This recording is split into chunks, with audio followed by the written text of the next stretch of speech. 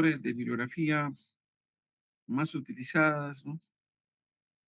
Eh, Vamos a reforzar sobre la importancia de los gestores bibliográficos y luego lo vamos a ejercitar formulando algunas preguntas de investigación que están vinculadas con los tipos de estudios que se tiene que hacer, ¿no? Y con ello, cómo buscar bibliografía que permita responder la pregunta, ¿no? Y eso es lo que vamos a hacer, ¿no? Entonces, eso es lo que vamos a hacer. Entonces, vamos a empezar, ¿ya? Son las 7:15. Vamos a empezar con la primera parte que es sobre lo que es avanzando más sobre búsqueda bibliográfica, ¿no? Sobre todo compartir las páginas web que mencionaba ayer, que hay búsquedas de bibliografías, hay muchos buscadores de bibliografía, ¿no? Muchísimos hay. Pero de ellos hemos mencionado los más utilizados en ciencias de la salud, ¿no? Bien, vamos a ver ese tema, ¿no? Ya vamos a esconder esto que tengo por acá, esta cosita que se veía por acá. Ahí, bien. Y vamos a ver ver en pantalla completa lo que se hace. Ahora sí. Vamos a ver alguna búsqueda bibliográfica y su vínculo con los gestores de referencia, ¿no? Miren, nosotros, hay páginas web, por ejemplo, la Biblioteca Virtual de Salud. Ya estábamos explorando en la sesión anterior, ¿no? Hay más, ProQuest, por ejemplo. También podemos encontrar bastante literatura científica en medicina, ¿no? También en redes sociales, ¿no? Análisis, blogs, ¿no? Tesis de posgrado, por ejemplo, puede encontrar también, etcétera, ¿no? Entonces, en algún momento en el desarrollo de un proyecto de investigación, vamos a nosotros vamos a saber, ¿no? Primeramente, qué cosa es lo que tenemos que buscar en bibliografía, ¿no? En este caso, tiene que ser una bibliografía que esté vinculada con el tema que estamos queriendo investigar, ¿no? Entonces, de ahí que toda investigación que uno se propone hacer, siempre comienza con una pregunta que nos hacemos, ¿no? Una pregunta científica, y de ahí comienza todo, ¿no? Entonces, cuando nosotros dominamos un tema, ¿no? Somos expertos en un tema, vemos si el tema que hemos elegido está dentro, por ejemplo, de las líneas de investigación de la universidad, ¿no? Y de esa línea elegimos un tema. De ese tema nos podemos hacer diversas preguntas, ¿no? Entonces, dependiendo qué pregunta de investigación nos hagamos, nosotros podemos, obviamente, si queremos hacer un estudio, tenemos que hacer un proyecto para luego averiguar y hacer una investigación, ¿no? Cuando yo estaba sentado en el Cerro de Vaca, me hice una pregunta de investigación, ¿no? Bueno, ahí no había cómo buscar bibliografía porque no había internet, no había computadora, nada, ¿no? Lo único que sabía era enseñar a mis alumnos sobre cómo medir la nutrición, verificar vacunas y otras preguntas más, ¿no? Pero aún así sacamos información valiosa, ¿no? Ahora, nosotros acá en una investigación, lo que queremos investigar, entonces, el secreto, ¿no? Entonces, hay dos maneras de contestar nuestra pregunta de investigación, ¿no? Una de ellas es investigando en la literatura científica de qué manera ha sido estudiado, ¿no? O sea, hay respuestas a nuestra pregunta, ¿no? Correcto. Obviamente, dependiendo de eso, veremos si es que en un contexto donde queremos hacer el estudio de un tema que hemos elegido, en primer lugar veremos si será viable o no será viable o valdrá la pena invertir tiempo haciendo el estudio, ¿no? Porque si después de buscar en literatura científica encontramos que el tema, justo en el lugar que queremos hacerlo, justo en el tiempo que queremos hacerlo, ¿no? Vemos que ya ha sido estudiado, ¿no? Y completamente estudiado, entonces ya no tendría sentido volver a hacerlo, ¿no? Tendríamos que buscar alguna variación de ese tema, ¿no?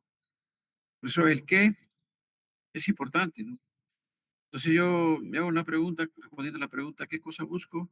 Yo tengo que buscar información que tenga que ver con el tema que yo he estudiado. Si vemos que el tema no ha sido estudiado en el escenario que queremos hacer, entonces es novedoso, podríamos hacerlo, ¿no? Entonces la pregunta es, ¿de qué manera ha sido estudiado en otros lugares, ¿no? El tema que estamos haciendo, queriendo estudiar. Entonces, la búsqueda bibliográfica siempre pregunta con eso, ¿no? Con una pregunta, ¿qué quiero? ¿Para dónde vamos a buscar información bibliográfica? Bueno, lo podemos hacer en la biblioteca que tenemos ahí, libros físicos, ¿no? O las bibliotecas que hay acá en libros físicos. Obviamente sí podemos encontrarlo, pero ¿cómo se llama? ¿Cómo se llama? Actualmente con la tecnología, en todo el mundo, toda la literatura, la gran parte de la literatura científica se encuentra publicada electrónicamente, ¿no? En páginas web, ¿no? De revistas electrónicas, ¿no? Entonces eso. Y ahora, ¿cómo ubicar esa revista? ¿Dónde buscar, no? Eso es importante saber también, ¿no? Porque como vamos a ver, hay un montón de páginas que jalan artículos, ¿no? Pero algunas son especializadas, por ejemplo, en medicina. Ya he mencionado como 6 o 7 buscadores, ¿no? De artículos en medicina, ¿no? ¿Cómo buscar? Ya estamos aprendiendo, ¿no? Nosotros cómo hacerlo, ¿no? Nuestra pregunta de investigación, ¿no? Los términos los compartimos en lenguajes TEX o los compartimos en lenguaje mesh, ¿no? Utilizamos los booleanos, and, not, or, etcétera, ¿no? Y otros símbolos y otras combinaciones de símbolos. Hemos visto en la sesión anterior cómo utilizando los términos mesh nos busca sinónimos, ¿no? Y artículos similares al tema que estamos buscando, ¿no? Encontramos rápidamente, ¿no? Usando mesh en PubMed 10 o 12 artículos científicos que tenían estrecha relación con lo que queríamos estudiar, ¿no? Entonces, el cómo buscar es importante saber hacerlo. Y cuándo buscar también es importante, ¿no? El momento no tenemos dos momentos importantes de búsqueda bibliográfica. El primer momento hemos dicho cuando recién vamos a plantear un estudio, ¿no? Al plantear un estudio, nosotros nos interesa saber en qué medida ya ha sido estudiado el tema o el problema que queremos investigar. Si falta estudiar, entonces es una oportunidad de incorporar nuevo conocimiento, como hemos visto. Pero si ha sido estudiado, creo que lo más conveniente sería buscar otro tema, ¿no? Pensar en otro tema y volver a explorar. Y seguramente vamos a encontrar que por ahí ha de haber algo que falta de investigar, ¿no? Correcto.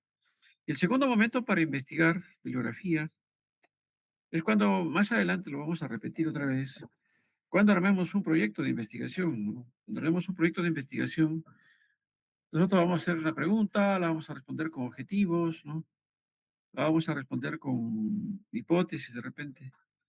Entonces nosotros sabemos, queremos saber, ¿no? En otros lugares, ¿no? Si esas preguntas, si esos objetivos ya han sido logrados, ¿no? O si esas hipótesis ya han sido contrastadas en otros lugares, ¿no? Que no sea el escenario donde queremos estudiar. Entonces ahí es donde nosotros recogemos también más estudios que respondan a nuestros objetivos, a nuestra pregunta. Eso vamos a aprenderlo más adelante. Va a configurar un capítulo importante de su proyecto que se llama los antecedentes del estudio, ¿no? Ya, son dos momentos importantes. Hay un tercer momento de búsqueda bibliográfica que podría decírselo, es ya cuando ya tenemos hecho un estudio, hemos recogido información y queríamos armar un capítulo que es trascendental en toda publicación, tanto de una tesis como un informe científico o un artículo científico.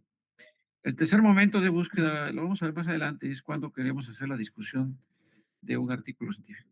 Por ahora nos vamos a concentrar en los dos momentos, ¿no? De la búsqueda de información. Cuando comenzamos a hacer un estudio para ver si vale la pena hacerlo o no, porque seguramente hay algo que falta saber, esa es una oportunidad de investigar. Y en segundo momento, cuando ya tengamos un proyecto para buscar antecedentes, algo así, en pocas palabras. Y más adelante, al final del curso, cuando ya tengamos nuestros estudios con resultados, para hacer la discusión si es el tercer momento, donde tenemos que volver a hacer búsqueda. Vamos a ver dónde buscar información bibliográfica para un estudio de investigación.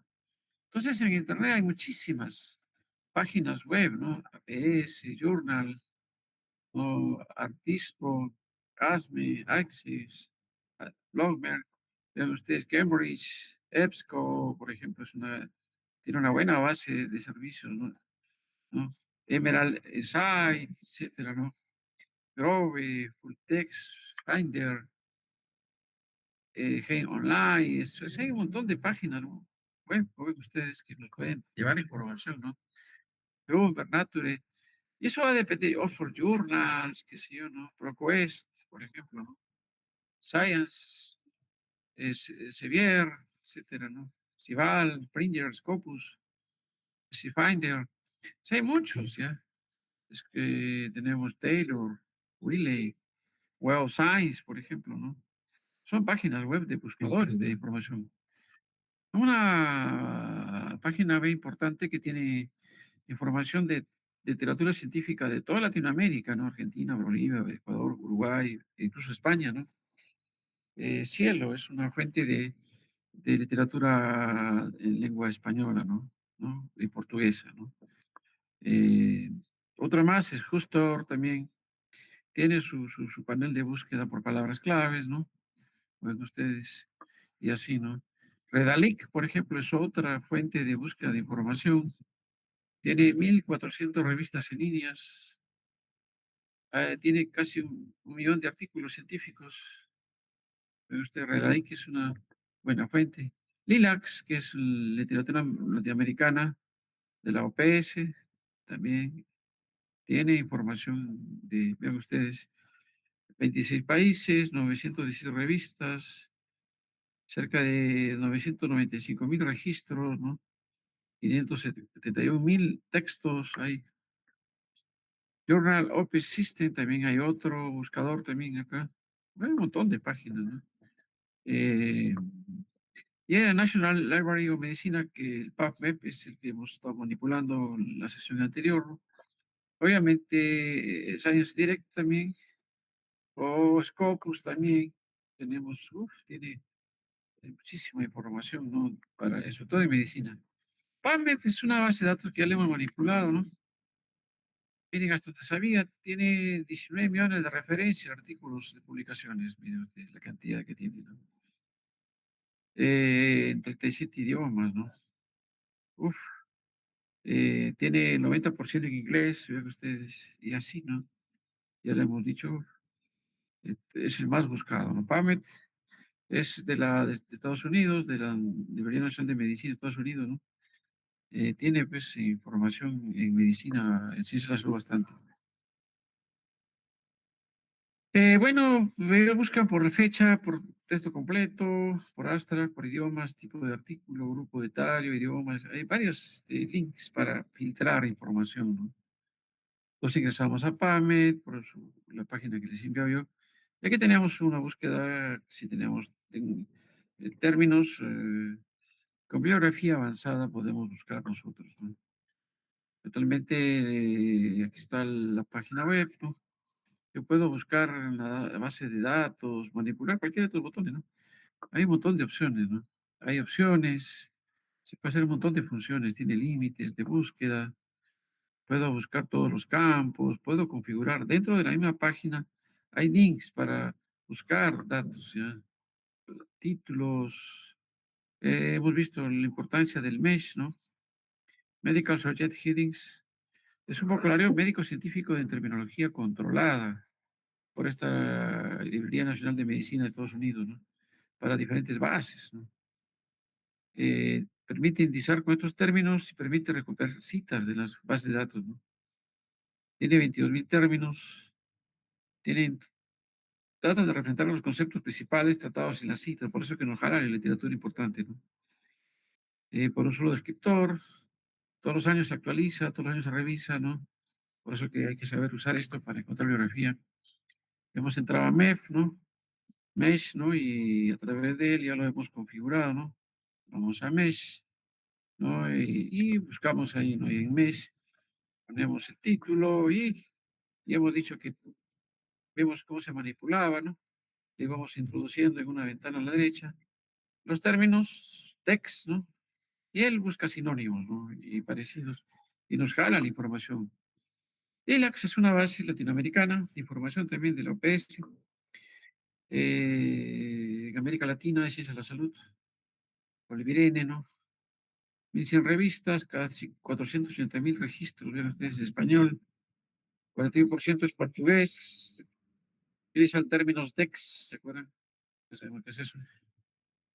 Tiene artículos de revista, libros, tesis, manuales, informes científicos.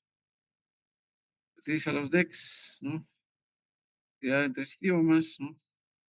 Y el MESH, a partir del MESH se ha utilizado ese lenguaje.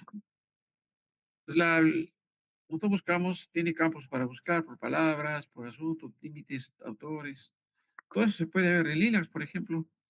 Entramos acá y podemos entrar a búsqueda avanzada y buscar lo que queramos, ¿no? Tiene de todo. Por ejemplo, voy a entrar a Lilacs, por ejemplo, para que vean que tiene muy parecido tiene para configurar búsquedas avanzadas, ¿no?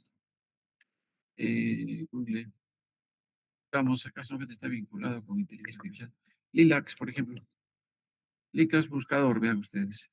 Buscador de Lilacs, Lilacs bebés, entramos acá. Vean, está ahí la máscara que vimos, ok. Vean ustedes. Aquí está, ve. Yo puedo poner aquí las palabras DEX y buscar, ¿no? Por ejemplo, yo quiero buscar en búsqueda avanzada. O puedo con DEX, MES también, ve. Cualquiera de ellos. En búsqueda avanzada, por ejemplo, yo coloco un artículo, ¿no? Por ejemplo, la palabra que buscamos, ¿no?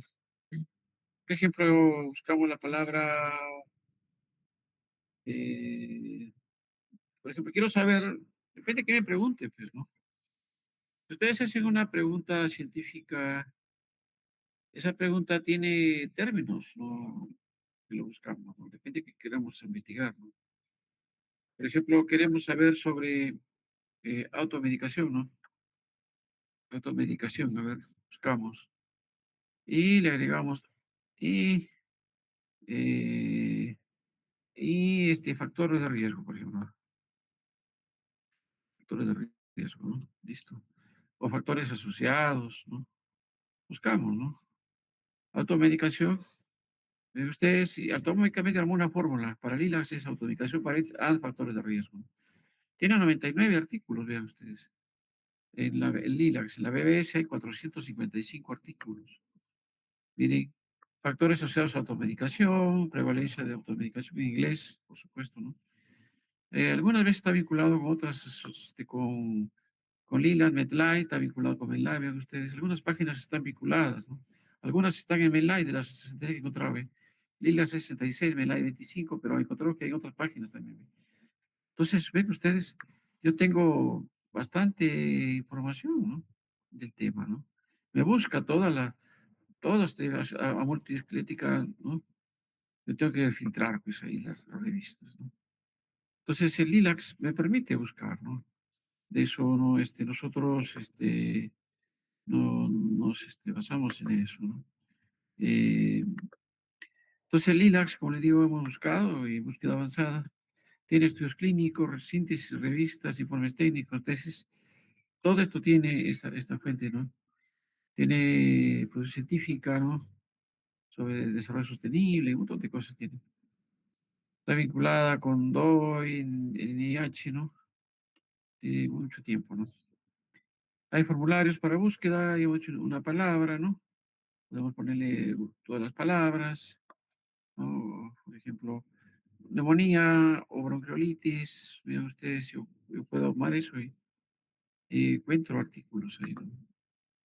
Ya hemos dicho los términos DEX, es la terminología de salud, ¿no? Podemos buscar un ejercicio, por ejemplo, quiero buscar sobre bocio en los DEX y me saca todos los sinónimos, los usos de bocio, ¿no? Cómo se utiliza, ¿no? Vean ustedes, MedLife es una base de datos inmensa, ¿no? 19.000 millones de citas, Lilas, de artículos científicos, básicamente. Lilas tiene libros y tesis.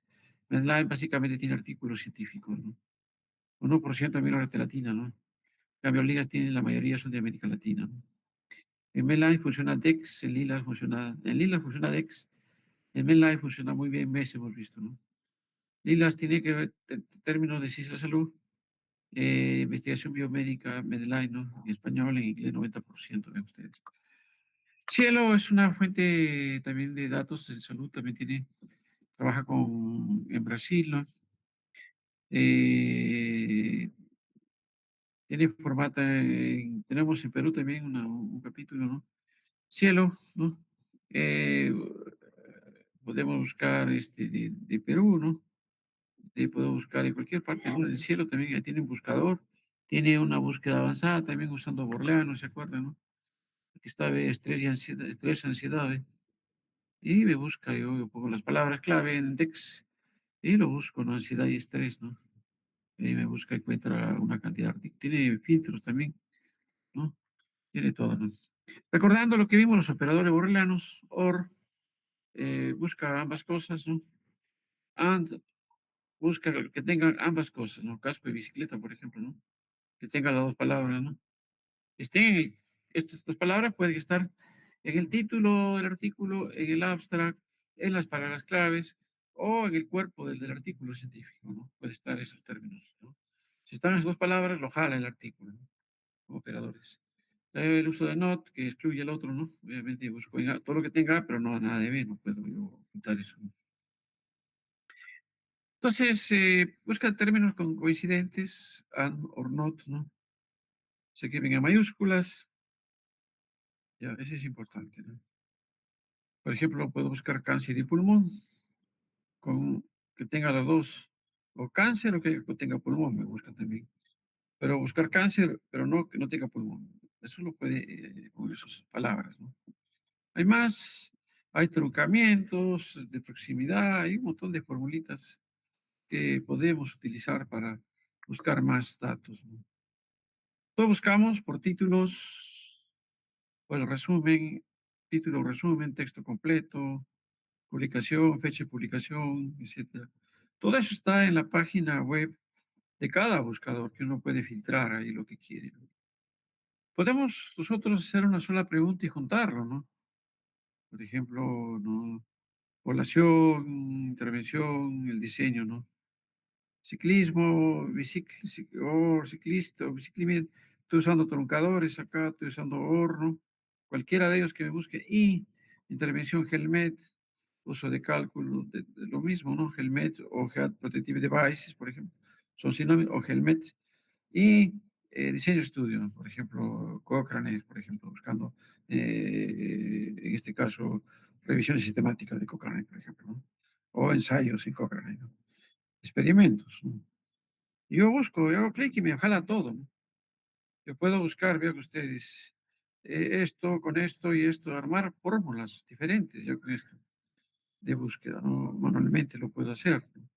Y armar unas fórmulas de búsquedas y así tener diferentes términos con truncadores y armar una fórmula para buscar, ¿no? En PAME también esto sería, por ejemplo, en PAME central, en PAME también se puede armar fórmulas utilizando booleanos, DEX, ¿no? Y busco yo, ¿no? Y armo una fórmula. Podemos idiomas, le podemos limitar en formatos, por años de publicación, ¿no? Normalmente recomiendo los últimos 5 años en artículos científicos, ¿no? Y recordar la importancia del uso de los gestores bibliográficos es que los que hemos visto, por ejemplo, Sotero, también Mendeleev y otros, están vinculados para jalar información de las páginas web, ¿no? Y también le podemos llenar manualmente datos de una referencia bibliográfica, ¿no?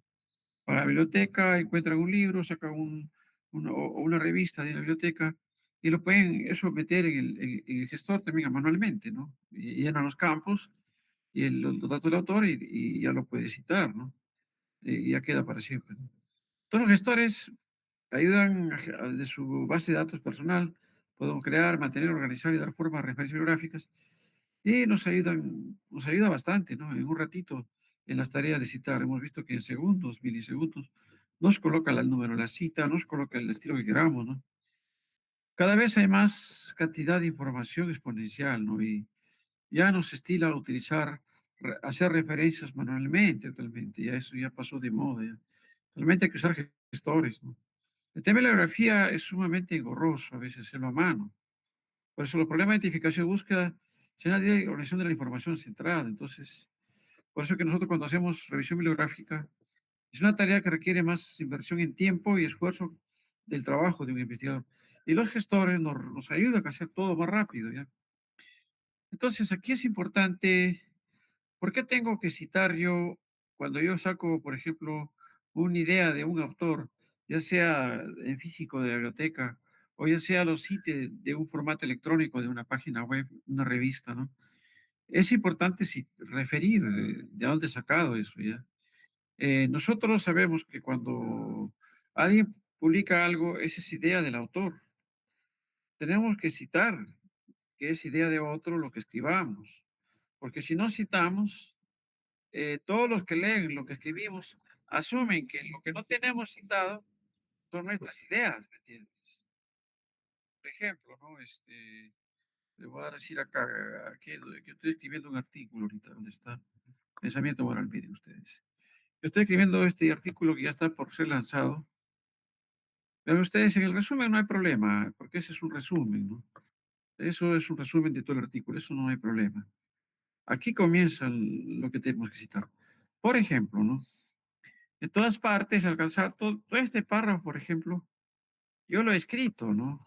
Pero para armar estos conceptos y este orden de ideas y estos niveles de pensamiento moral, yo tenía que citar una fuente bibliográfica y por eso que terminado el párrafo, yo le pongo uno. Yo he citado a ese autor, que es el número uno, para escribir estas ideas, ¿me entiende? Estoy diciéndole al que lea esta introducción que no son mis ideas, sino son ideas de este autor. También este párrafo de acá, yo he sacado de un autor, ¿no? Y he encontrado que hay uno, dos, tres, cuatro autores, dicen, coinciden con estas ideas, ¿no? Correcto. Entonces, diversos estudios se encuentran en el Perú, que los estudios inician todos con niveles 3 4 convencionales, que ya lo había casi acá arriba. Cito quién dice eso, te das cuenta. Yo no es mi idea, es idea de otro. Que se mantiene el nivel en la carrera y que hay un estudio que demuestra esto. Yo estoy citando, pero del estudio, el número 7, ¿no? Y eso yo lo puedo ver. Vamos a dividir la pantalla, ¿no? Vista, dividir pantalla, por ejemplo. Vamos a ver, ¿quién dice eso? Vamos acá abajo a la bibliografía. Y en la cita 7, por ejemplo, dice que los alumnos que entran con nivel bajo durante toda la carrera, no, mírame, hay un estudio de Cotrina, desarrollo de juicio moral según plan de estudios en Arequipa, en dos universidades, en 2017, se hizo un estudio, ¿no? Y en este estudio, estos autores demuestran que el pensamiento moral de los chicos durante el transcurso de la carrera no cambia. Entran con niveles bajos, 3 o 4 convencionales, pero se mantiene toda la carrera. Miren, yo citaba el 7, se mantiene toda la carrera, pero había que leer el artículo, de eso sacaba esa idea. ¿Vean? Entonces, yo he escrito eso. Entonces, yo estoy asumiendo, todo lo que escribo, guarda, lo ordeno en orden lógico. Si ustedes lo leen, van a encontrar que tiene sentido lo que escribo. Pero las ideas que están escritas acá en el párrafo que estoy escribiendo, yo estoy citando fuente bibliográfica de dónde sacar las ideas, ¿me entienden? Por ejemplo, acá hay cosas que no he citado. Vamos a ver, ¿dónde no he citado? Por ejemplo, más abajo, ya. Aquí está bien, por ejemplo. Aquí ya no he citado. Estas son mis ideas ya. Eh, eh, eh, eh, entonces, el contexto peruano, ven ustedes, la evidencia empírica sobre la eficacia de tecnologías psicoeducativas dirigida específicamente al mejoramiento del pensamiento moral. eh, Eso hay un grupo de autores que dice, ¿ve? Entonces, por eso. Entonces, no hay una evidencia causal, por ejemplo, esta es mi idea, esta es idea mía, ¿no? ¿No? Por ello que se propone medir esto. Pues esta sí es mi idea. No hay ninguna evidencia de fuente que diga que hay que se demostrar la causa de eso, ¿no? Entonces, es por eso. Entonces, eso, ¿no? Eso es muy importante tener en cuenta, ¿ya? Si yo, por ejemplo, colocara este párrafo, ¿no? El párrafo de acá, por ejemplo, ¿no?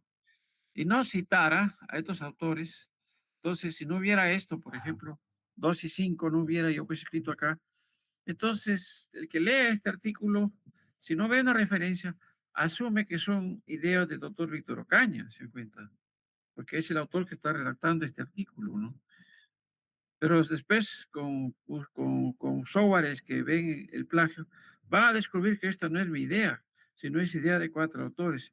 Y si yo no lo cito, cuando yo no lo cito y existe alguien que ha escrito esto y yo no lo he citado, si yo no lo cito, se dice que es mi idea. ¿Qué estoy haciendo yo? Estoy robándole sus ideas. O sea, se dice que entonces que la propiedad intelectual es un derecho, es un bien jurídico en nuestro país, ¿ya? Entonces, el plagio sería que yo escriba ese párrafo con ideas de otros sin citarlos, ¿ya? Eso se llama plagio, ¿ya?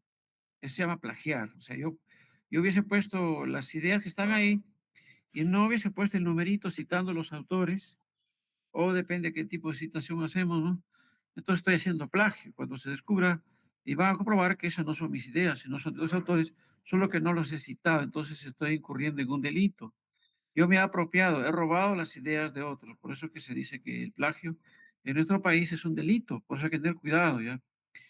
Todo lo que citemos de otros autores y lo escribamos en algún trabajo, así sea un trabajo de investigación bibliográfica que nos dejan los profesores en la carrera, así sea una monografía, así sea un artículo científico, así sea un proyecto de investigación, todo lo que citemos tiene que tener una referencia, ¿no?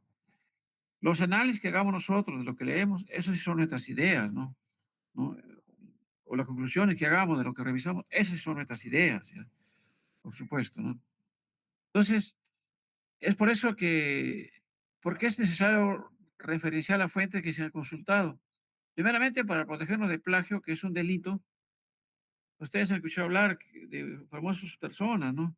Presidentes, funcionarios y profesionales famosos que les han quitado el título de doctorado, de maestría, incluso el título de profesional, porque su tesis estaba plagiada, ¿no? Habían citado ideas de otros, pero no habían citado la fuente. Entonces, el que lee cree que es idea del autor, y eso es falso, ¿no? Por eso el plagio hay que cuidarse citando, ¿ya? ¿Por qué se cita también? Para reconocer una deuda intelectual con otro autor donde se ha extraído ideas de su trabajo publicados, ya sea explícita o implícitamente, ¿me entiendes? Explícitamente es que yo lo copie y lo pegue. Por ejemplo, si yo hubiese citado una idea, ¿no? Acá, ¿no? Por ejemplo, el pensamiento moral, tiende a consolidarse, ¿no? En la edad adulta, ¿no? Y una vez logrado un nivel, se mantiene, por ejemplo, toda la vida. Si este párrafo, por ejemplo, yo lo hubiese copiado, tal como lo escribió el autor, cómo debo pegarlo acá yo? Yo debo pegarlo entre comillas. Si yo lo pego entre comillas, quiere decir que esta idea, supongamos ya, control X, esta idea que voy a poner de mi artículo, yo la encontré de otro autor, ¿no? Selecciono el párrafo, ¿no? Y lo veo. Supongamos que este es el párrafo, yo selecciono, lo copio y luego lo llevo a mi estudio y lo pego. Yo lo pego y debo ponerlo yo entre comillas, no se olviden ya. Y luego, ¿qué debo hacer? 8, 9, supongamos que la que sigue, la número 10, citar la fuente, ¿no? Claro que eso lo haría el gestor. En el caso del 8, 9 está con el gestor, esto yo lo he hecho a mano como un ejercicio, ¿no? Entonces, eso ya. Cuando uno selecciona de un texto, yo selecciono esta parte, otro copy, y lo pego en mi texto, tal como lo encontré, entonces yo agarro y lo pongo entre comillas, no se olviden de eso, ¿ya? Ahora, si yo esta idea, yo le hago un resumen y manteniendo el contenido, ¿ya?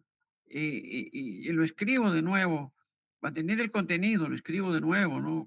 Ya haciendo un resumen o diciendo las ideas, con otro, con el mismo significado, entonces yo ya le quito las comillas. Pero yo sigo citando, sería en este caso el 11, ¿se dan cuenta ya? El caso que yo copie y pegue, ese párrafo tengo que ponerlo en tres comillas, no se olviden de eso, ¿ya? Todo lo que yo suelo hacer así, miren.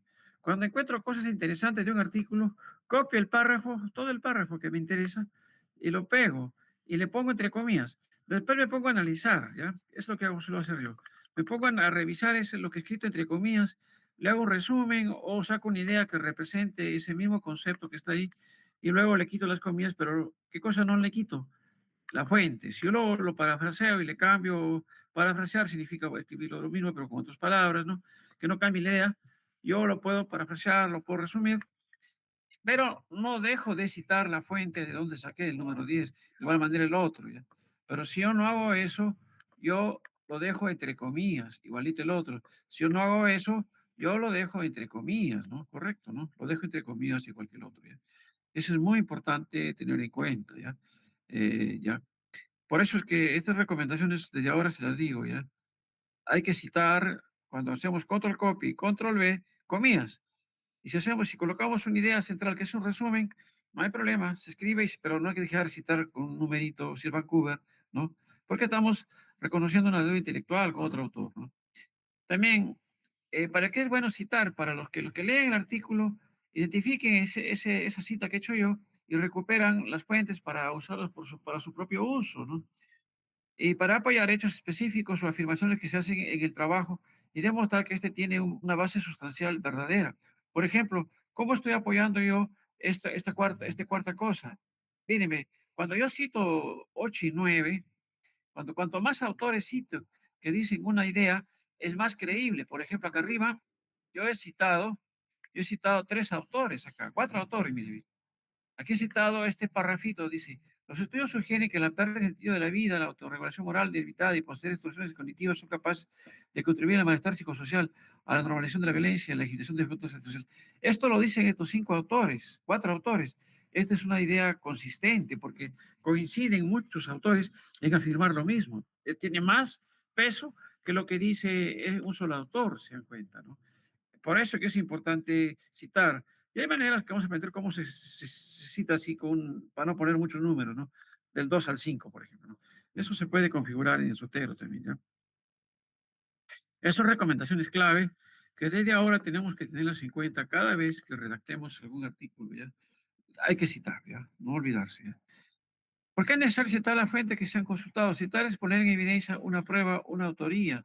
Citar es reconocer el texto que se está escribiendo, el documento del cual se obtuvo la información, ¿correcto? Ya hemos dicho Costero, Note, Mendeleev, ¿no? Etcétera.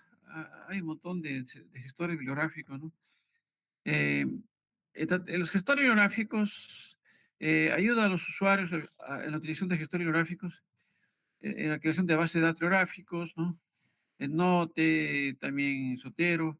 Importa referencias de catálogos desde las principales bases de datos, hemos visto, ¿no? Como de PAME, yo jalaba Sotero, ¿no? O de un artículo típico de Cielo, lo jalé a Sotero, ¿no? O un artículo de una revista, lo jalé a Sotero, la referencia, ¿no? Yo leo el artículo, saco las ideas y luego jalo la referencia en automático de Sotero, la escribo en Word y le pongo el numerito que continúa, ¿no? Obviamente podemos agregar también manualmente registros y también jalado de la página web. Y los gestores nos ayudan en la elaboración de bibliografía de diferentes tipos de formato. Facilita la inclusión de citas en un artículo. Mientras el artículo a través de esto. Hay 200 formatos. Vean ustedes, yo en Word, por ejemplo, si yo aquí pusiera, por ejemplo, aquí tengo 6 y 7, ¿no? Ya, supongamos que encuentro otro autor acá. Por ejemplo, yo entre 6 y 7, vean ustedes. Supongamos que aquí termine este párrafo, ¿ya? Yo le pongo aquí.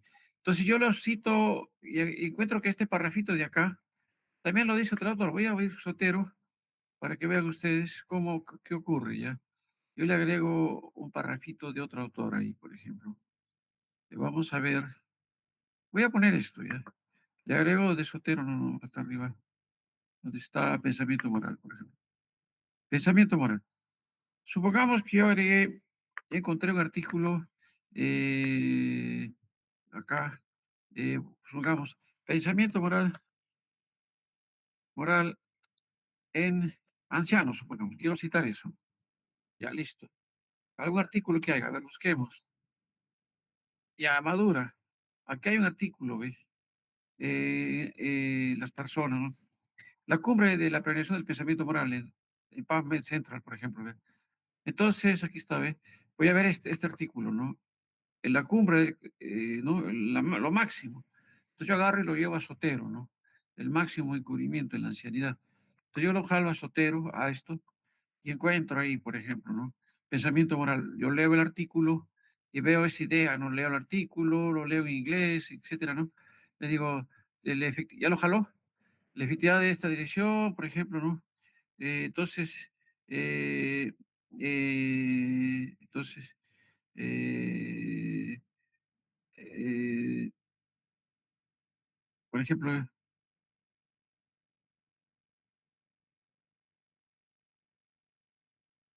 aquí dice que la ancianidad, hablan de Confucio, ¿no?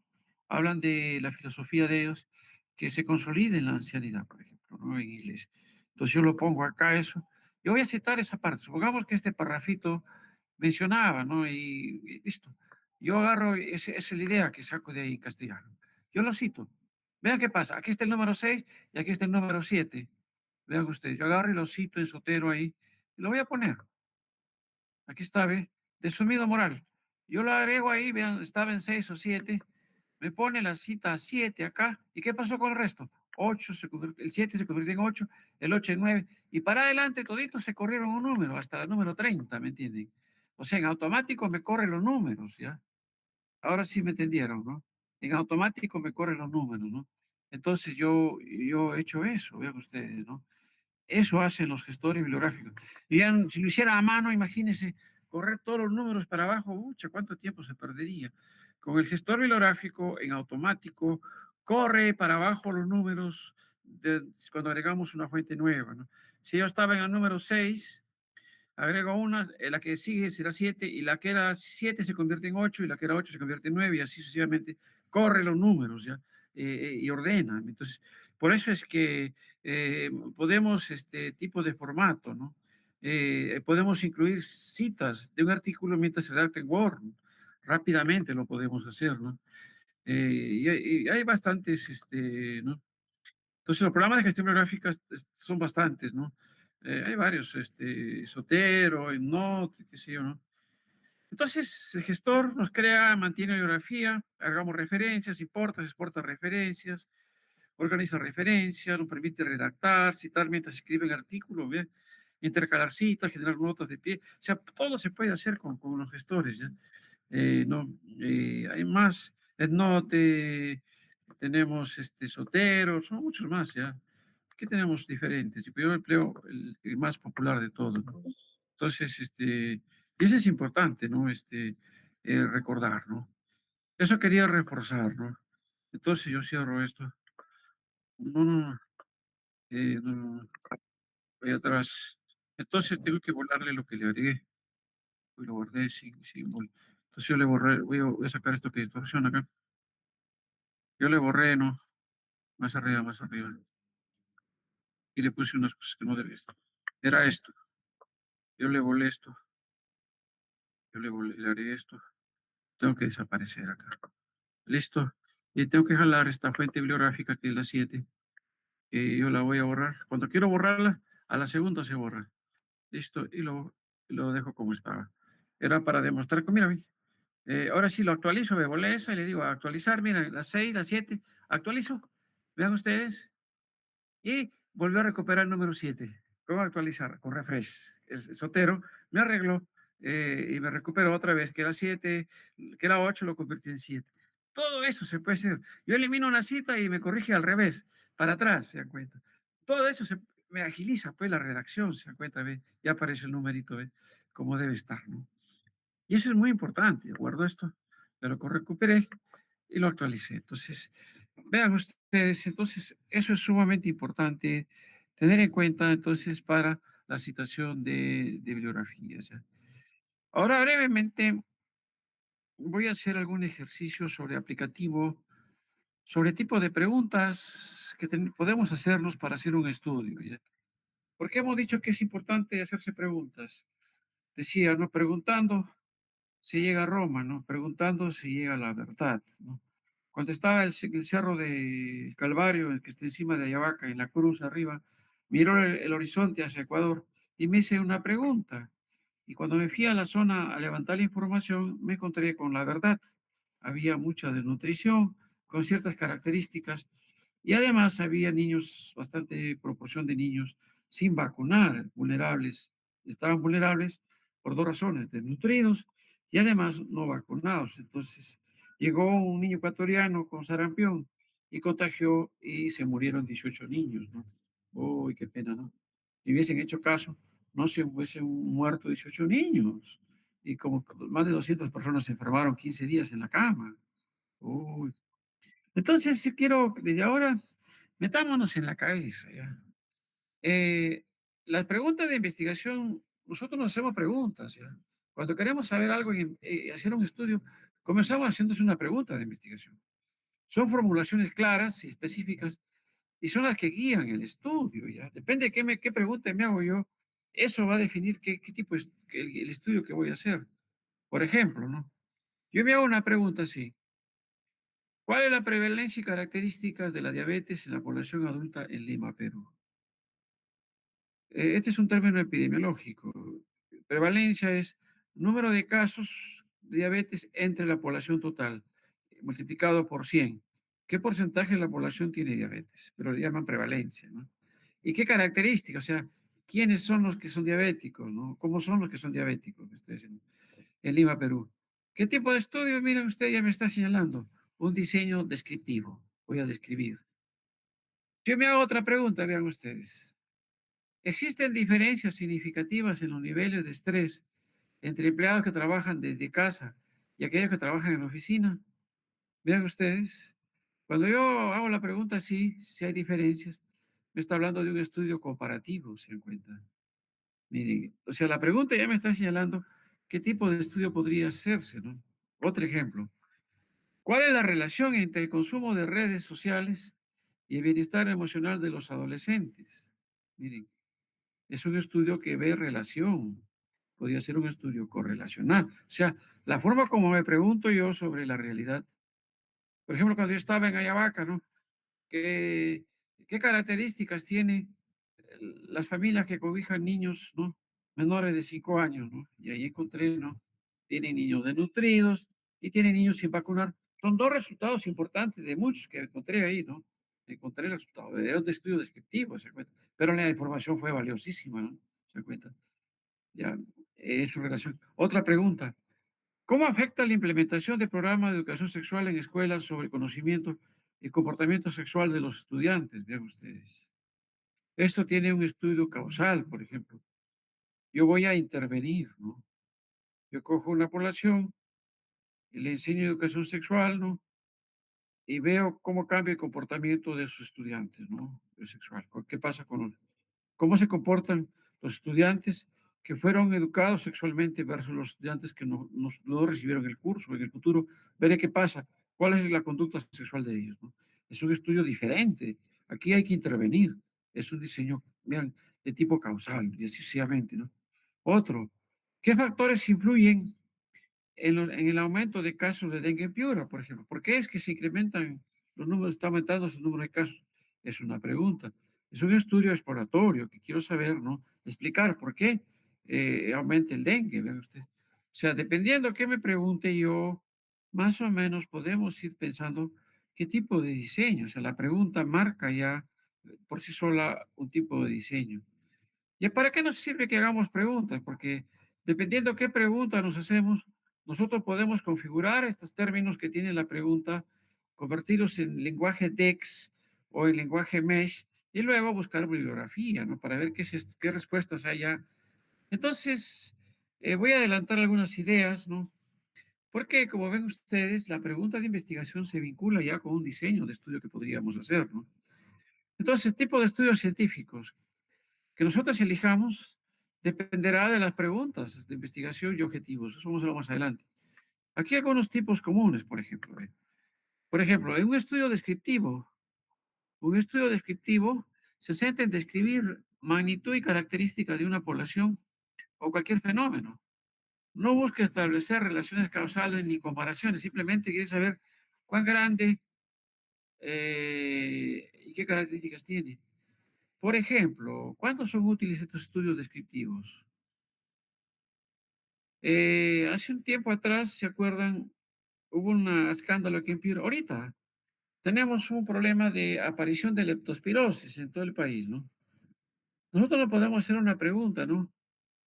Qué tan grande es el problema de la leptospirosis? ¿Cuántas personas de Piura y quiénes son los que están enfermando en Piura de leptospirosis? Eso lo podemos hacer mediante una investigación descriptiva, ¿no? Simplemente queremos saber qué cantidad de la población se enferma y cómo son, qué características tienen los que se enferman. Es un estudio descriptivo. Si sirve, sí sirve, porque sabremos la magnitud del problema. También puede ser un estudio comparativo. Nosotros comparamos dos grupos para ver si son diferentes o similares en, ¿no? en determinadas variables. Por ejemplo, queremos saber, ¿no? ¿Quiénes se enferman más de dengue, ¿no? ¿Las mujeres o los varones, por ejemplo? Podría ser un estudio para demostrar, ¿no? Si el sexo tiene que ver, ¿no? Hay diferencias en el sexo, por ejemplo, ¿no? Es una pregunta sencilla. Un estudio de correlaciones. Examina la relación de dos o más variables para ver si existe una asociación, aunque no necesariamente causalidad. Ustedes se acuerdan de matemáticas, ¿no? Del plano cartesiano. La abscisa es la Y, la ordenada es la X. La correlación busca cómo varía la variable Y en función de X. O sea, X es igual a, ¿no? X en función de Y, ¿no? O Y es igual F de X. O Y es igual F de Y, ¿no? Cómo varía una variable en función de otra. Es un estudio correlacional, ¿no? ¿No? Y por supuesto, un estudio experimental es como el artículo que estoy haciendo, ¿no? Se ha intervenido a los estudiantes de psicología que tienen bajos niveles de pensamiento moral, ¿no? Mediante un programa psicoeducativo y se ha evaluado la eficacia de esa intervención en elevar ese nivel, ¿no? La que hemos controlado, ¿no? Un estudio experimental permite, se interviene. Hemos hecho un estudio experimental donde manipula uno o más variables independientes para observar el efecto en una variable dependiente. La variable independiente es la intervención psicoactiva, la dependiente es, quiero ver cómo afecta el pensamiento, nivel de pensamiento moral. Antes tenían un nivel, se interviene, después qué nivel tendrán. A eso es la variable dependiente, el nivel de pensamiento moral va a depender de la intensidad de la intervención o del efecto de la intervención activa. Bien. Entonces aquí sí nos permite establecer relaciones de causa, es la causa más fuerte. Y hay los estudios longitudinales, que queremos observar las mismas variables y los mismos sujetos a lo largo del tiempo. Es útil para estudiar cambios y tendencias. Por ejemplo, nosotros hicimos un estudio longitudinal para evaluar cómo evolucionaban los pacientes con COVID. Queríamos saber si todavía se está muriendo la gente con COVID. Entonces, todos los pacientes eran captados en el segundo día que se diagnosticaba COVID y les hacíamos seguimiento para ver cuánto tiempo duraban los síntomas, ¿no? O qué pasaba con ellos, cuántos de ellos se complicaban, cuántos de ellos se morían, cuántos se recuperaban, cuánto tiempo duró la enfermedad entre los que se recuperaron, quedaron con secuelas, ¿no? Entonces, todo eso es un estudio longitudinal, vean ustedes. Yo sigo a la misma población en el tiempo y veo qué pasa con ellos, el desenlace, ¿no? Y así sucesivamente. También hay un estudio que se llama transversal. Recogemos los datos en un momento, es como tomar una foto. Por ejemplo, yo podía hacer un estudio transversal si yo tuviera una cámara enfocándolos a ustedes. Yo acá viera todas las pantallitas de ustedes y vería de los que están acá conectados, a ver cuántos estarán conectados. Voy a ver cuántos están conectados, ¿no? Entonces yo quiero saber eso, cuántos chicos están conectados, ¿no? Entonces yo tendría que salir un ratito, ¿no? Ya y ver cuántos de ustedes están conectados, ¿no? A ver cuántos están conectados, voy a ver. Tengo 27 conectados, incluido 26 conectados, porque yo estoy uno de ellos. Hay 26 alumnos conectados. Si yo tuviera una cámara ahorita, yo puedo hacer un estudio transversal y veo con mi cámara los 27 fotos de ustedes y veo que 5 se han dormido. Y digo, 5 de 27 se están durmiendo, ¿no? Entonces, La proporción es 5 entre 27 multiplicado por 100 y me da el porcentaje de, y digo, de repente, el 10%, ¿no? Se está durmiendo, estudiantes, ¿no? Uy, mi clase está pésima, ¿no? Uy, que el 50% se esté durmiendo, sí sería terrible, ¿no? Uy. Entonces, otra vez sale, es un estudio que en un solo tiempo. Yo tengo una instantánea de ustedes y digo, tantos de ustedes están durmiendo, ¿no? Correcto. Eso se puede hacer. Y por supuesto, también hay estudios que tienen otro enfoque, ¿ya? Son los estudios cualitativos. Eso sí, no usamos numeraciones, sino vemos qué piensa la gente, grupos vocales, analizamos contenidos, que es otro enfoque muy distinto. Todo lo de arriba son cuantitativos, los de abajo. Vamos a ver cómo es eso. Pero vean, cada tipo de estudio depende de una pregunta, ¿no? Entonces, desde ahora cuando queramos hacer una investigación, es muy importante elegir una pregunta adecuada y de acuerdo a ello un tipo de estudio. Es crucial para que tenga éxito el estudio. Ambas influyen en el diseño del estudio, influyen en la recolección de los datos y también en el análisis de los datos. Vamos a ver más adelante, ¿no? Entonces, esto es importante adelantarles hoy día, ¿no? Entonces, ahí terminaríamos la sesión de hoy día para no cansarlos. Hemos reforzado algunas eh, ideas, ¿no? Para luego, no, no, ¿qué estoy haciendo yo? ¿Dónde está esta pestaña Meet? De Meet, ¿dónde está? Algo pasa aquí en la Meet. Uy, quiero salir de acá, dejar de apretar arriba. Entonces yo quería reforzar estas ideas, ¿no? Creo que el día de mañana, 8:30, mañana 8:30, vamos a hacer la última presentación. Sí, sí, a mí me interesa esto. Eh, eh, en la última presentación de calistenia, porque ahí con estas cosas que yo adelanto, nos vamos nos va a ayudar muchísimo a ver esto, ¿no? Estos temas, ¿no? Ya, entonces, eh, mm, vamos en la clase de mañana, que va a ser 8:30, quedamos, delegado, ¿no?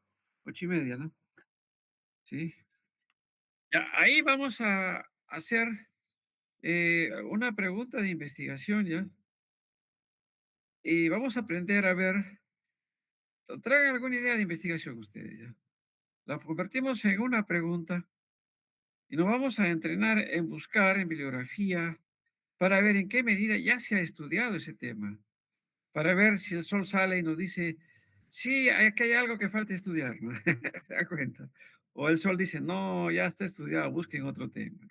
En la portada del sol, ¿no? Eso es lo que vamos a hacer mañana. Entonces, para eso, si tenemos una pregunta de investigación, les voy a enseñar cómo configurar esa pregunta en unos términos que facilite la búsqueda. Y para rematar, vamos a ver cómo nos puede ayudar la inteligencia artificial en esto, ¿ya? ¿Correcto? ¿Ya? Vamos a ir aprendiendo esa herramienta. De todas maneras, vamos a tener que usar la inteligencia artificial porque actualmente, si la sabemos utilizar correctamente, creo que va a sernos útil, pero si no la usamos correctamente, nos vamos a atrofiar el cerebro y no vamos a tener capacidad de pensamiento crítico. Esa es la amenaza que tenemos. La inteligencia artificial es una herramienta muy fabulosa si la sabemos usar correctamente y con pensamiento crítico, ¿ya? Pero si hacemos que la inteligencia artificial piense por nosotros, ya nos fregamos. Vamos a atrofiarnos intelectualmente. Va a suceder el mismo fenómeno que ocurrió hace más de 20 años atrás, ¿no? Antes que no había celulares, cuando estaban allá abajo no había celulares, ¿no? Apareció el celular y apareció una patología mental, ¿no? Que se llama nanofobia, ¿no? Que es la adicción al celular, ¿no? Uch, es un gran problema mental ahorita en el mundo, ¿no? Con la aparición de la inteligencia artificial, si los estudiantes no aprenden a usarla correctamente, ¿no? Pueden caer y tener una patología mental que se llamará, yo ya sé cómo se va a llamar, se llamará atrofia adquirida del pensamiento crítico. Van a perder la capacidad intelectual de pensar, porque ¿por qué cosa? La máquina va a pensar por ustedes. cuando no debe ser así, ¿no? La inteligencia debe subyugarse a lo que nosotros queremos, ¿no? Y saberla utilizar. Eso se trata, ¿ya? Para evitar que su cerebro de ustedes se atrofie, ¿ya? Y terminen atrofiados, ¿no? Eh, Como en la película, ¿no? De las máquinas que gobiernan a los hombres, ¿no? No, acá al contrario, tenemos que aprender a utilizar esa herramienta, ¿ya? Y no vamos a quedar sorprendidos, que nos ahorra bastante tiempo, pero sí vamos a aprender a tener cuidado con lo que nos reporta, porque si se equivoca, alucina, inventa cosas y ahí sí estamos fritos, ¿eh? Y si estamos escribiendo algo y no le corregimos lo que ha escrito mal la inteligencia artificial, podemos caer en plagio. Uy, estamos en delito, ¿no? Hay que tener cuidado. Muchos problemas puede haber cuando no utilizamos correctamente la inteligencia artificial. El día lunes a 8:30, entonces vamos a aplicar esto para convertir una pregunta de investigación. ¿Cómo la podemos configurar para buscar bibliografía del tema que vamos a investigar? ¿Ya? Eso no va a estar útil. Y por ahí vamos a ir ya manoseando la inteligencia artificial para que nos ayude, ¿ya? Sí, pero sabiendo utilizar, sí es una herramienta útil, ¿ya? Bueno, mañana entonces, bueno, ya estamos ya calentando para el curso, que mañana, el lunes ya nos ponemos de acuerdo sobre qué habla. Supongo que el lunes en la mañana el delegado ya debe haber averiguado qué habla vamos en la clase, ir a inspeccionar el aula, si hay multimedia, si hay pizarras, si hay plumones, todo para hacer la clase inaugural el día miércoles, ¿no? A las 9 empezamos, yo voy a ir temprano a las 8 para hacer las coordinaciones previas, descargar el listado de ustedes que se han matriculado en DRGEVA y luego en la clase vamos ya a presentar el sílabus y repartimos los grupos con los profesores de prácticas que tengamos, ¿no? Para luego ya ese mismo día ya contacten con sus profesores y ya comiencen a armar sus proyectos. ¿Ya? Bien, nos vemos chicos. ¿Eh? El día lunes a las 8:30 entonces está programado el curso. Hasta luego entonces. ¿Eh? Hasta luego. Bueno, nos Hasta vemos. ¿Eh? luego, doctor. Hasta Adiós. luego, doctor. Adiós. Voy a cerrar el aula.